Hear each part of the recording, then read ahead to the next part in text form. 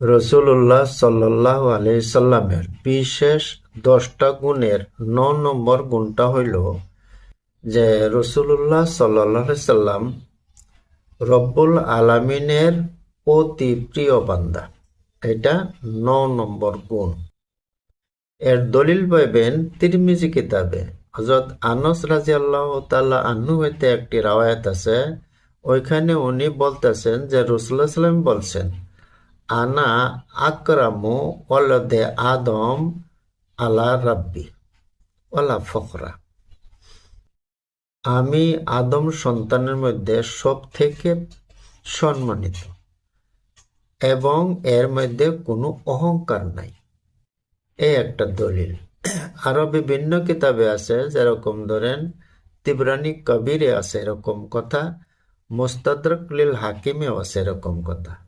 একটা হাদিস দেখেন আসছে, রাসূলুল্লাহ সাল্লাম বলছেন যে আমি শেষ নবী এবং নবীগণের মধ্যে থেকে আমি সব থেকে উপরে সম্মান হিসাবে।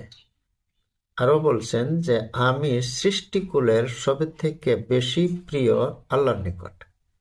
বন্ধুগণ, আমাদের নবী যে আল্লাহর কাছে সব থেকে বেশি প্রিয়, এই কথাটা আমাদের বিশ্বাস রাখা জরুরি।